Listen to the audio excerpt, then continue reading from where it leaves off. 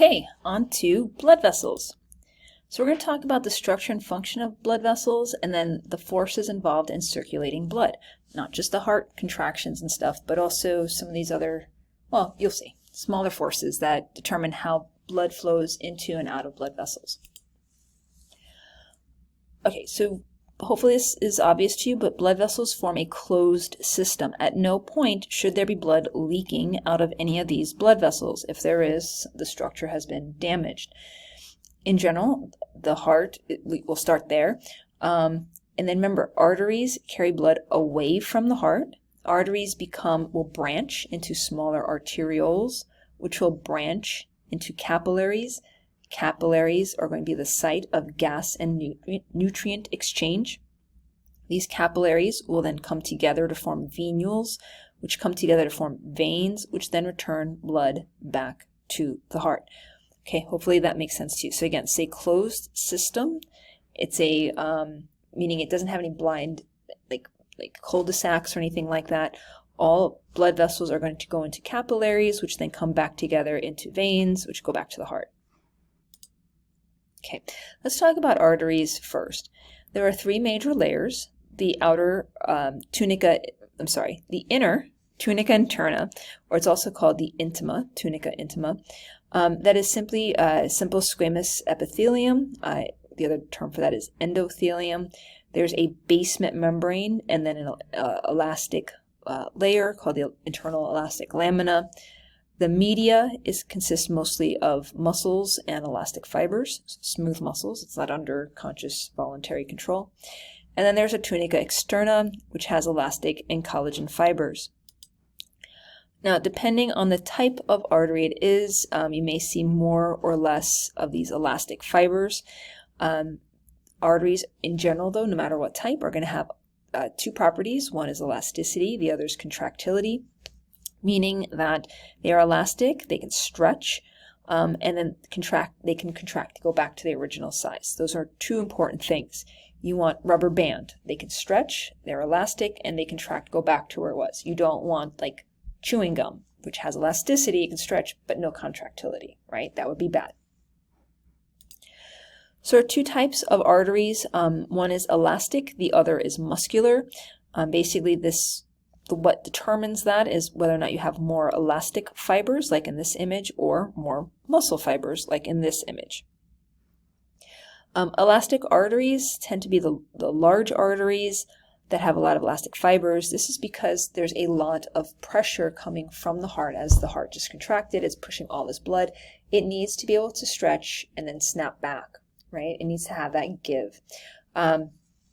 These are also called conducting arteries because as they contract, they're also get that active contraction also helps move the blood along. They're also called pressure reservoirs, meaning that you can have greater cardiac output occurring, and there is an ability again to stretch and to handle that increase in pressure. Oftentimes what you'll see when you have a sort of a deadly stroke is that the blood vessel has lost its ability to be elastic, and so as blood is pumping, that strength of the blood flow actually causes the walls of the blood vessel to simply burst. Now, medium-sized arteries tend to have more muscle fibers and elastic fibers in that middle layer, in that tunica media. So they're not quite as elastic. However, because they have more muscles, they are able to have more vasoconstriction and dilation. So they're better positioned to adjust the rate of flow of blood going through them. This means their walls are also relatively thick. And these are called distributing arteries because they basically branch and help distribute blood to various body parts and organs. Now, arterioles, again, we're going to branch from arteries into arterioles. Basically, these are going to be the blood vessels that are going to take blood toward capillaries, again, where gas exchange is going to occur. They will have the ability to vasoconstrict and dilate, which will alter blood pressure. They also have something called metarterioles, which sometimes, depending on what you might need, they can help bypass the capillary bed entirely. So one example of that is when the sympathetic nervous system is activated, less blood is sent to your digestive organs, and instead it's sent to your skeletal muscles. So again, you're trying to run away. You can digest your food later when you're out of danger. So that would be a time where you want to prevent the flow of blood to the capillaries in the digestive organs, and rather simply reroute it back to veins, back to the heart, back to muscles.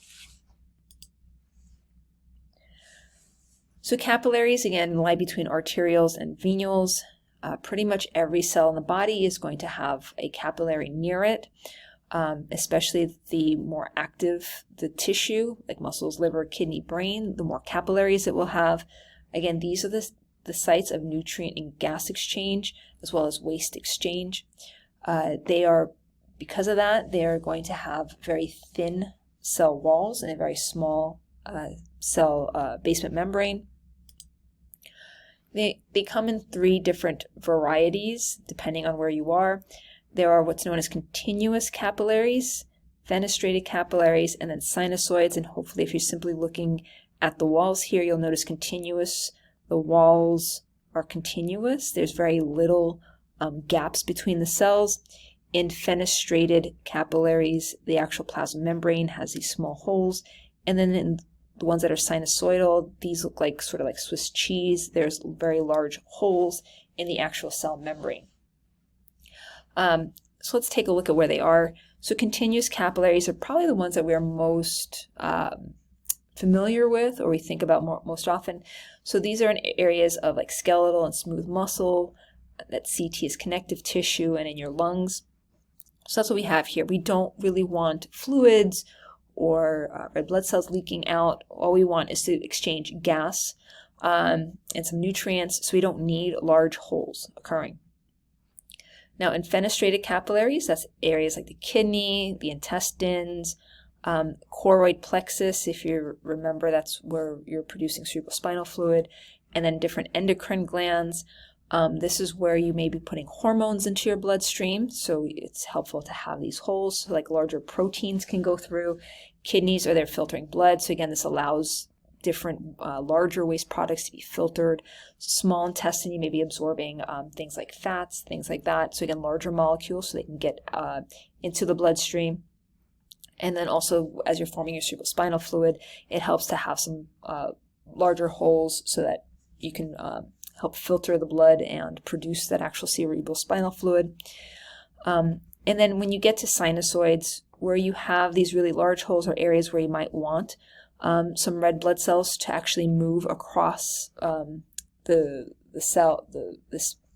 cell wall, or I should say the blood vessel wall. So this is in areas like the liver, where red blood cells are recycled, bone marrow, where they're actually formed. So you want it to go from the marrow into the actual bloodstream. Spleen, again, where red blood cells may be recycled. Anterior pituitary, if you remember back, anterior pituitary produces lots and lots of hormones, as well as the parathyroid gland. That's going to be a fairly large protein hormone, so all of that helps movement of things in and out of the bloodstream. Now, as we go from capillaries, we go into venules. So these are simply basically small blood vessels, small veins that are collecting blood from capillaries. They tend to be very porous. This allows white blood cells to leave that area into areas where there might be some tissue damage. Veins are going to be somewhat similar in overall size to arteries, but their structure is a little bit different. So in this image, what you're seeing is an artery and a vein of the same size, and you can see how they differ cross-sectionally. So, for example, one of the things you'll notice is veins actually have valves. Arteries do not have valves. We'll talk about the importance of that in a little bit. The tunica media, you can see there's much less muscle in veins than in arteries. And in fact, when you look at these even microscopically, veins tend to look flatter, they're kind of more squished than arteries. Those muscles help keep it open. And you'll notice here these valves are there to help prevent backflow. And again, we'll talk a little bit more about what happens when that gets damaged in a second. So how do we actually get blood then back to the heart? Well, there's 3 different things that will help. And the first is simply increased sympathetic stimulation of the veins.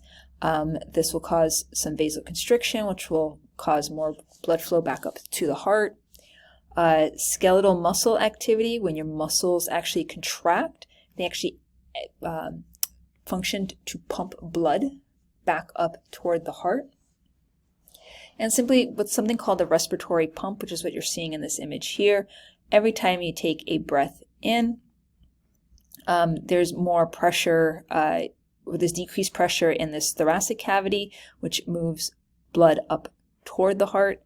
And then when you breathe out, it's going to move it back down toward the heart from this upper region. So basically the simple act of breathing is going to pull blood up toward the heart. So between simply movements, and the skeletal muscle pump will pump blood back up toward the heart, whether that's your legs or your arms, I suppose. And then the act of breathing will also help draw blood back up toward the heart. Now, varicose veins, what happens is sometimes those valves fail. So you'll see here in this image, here are normal valves. As they fail, now blood flow is no longer being restricted into one direction. So blood is pooling in areas that causes stretching of the blood vessels. And that's basically how you have what's known as a varicose vein, or this protruding vein. Sometimes the nearby tissue can become inflamed, tender. This happens really to your superficial veins.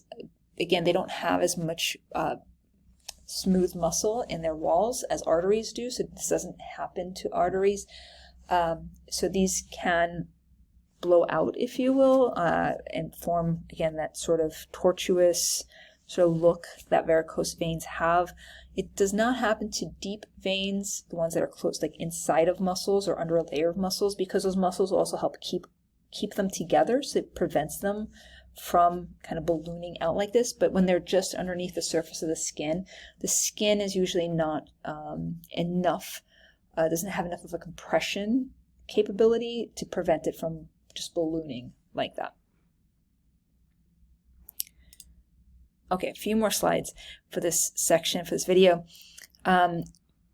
Anastomoses, we'll see that certain parts of the body will have 2 or more arteries supplying the same area. So you can see here in the heart, there's lots of different branches that will supply the heart, a region of the heart with blood.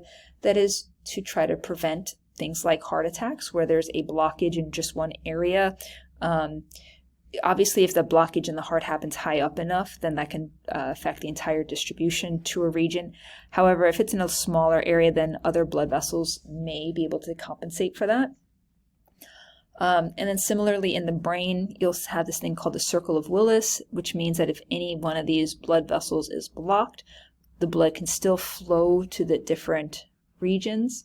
Obviously, there usually is some sign of some deficit, but it prevents just large-scale organ death. Okay, and just as a blood distribution, most of your blood is going to be in your veins and in venules. There's not too many in your pulmonary vessels. There's very little in the heart itself. Systemic arteries and arterioles, as well as capillaries.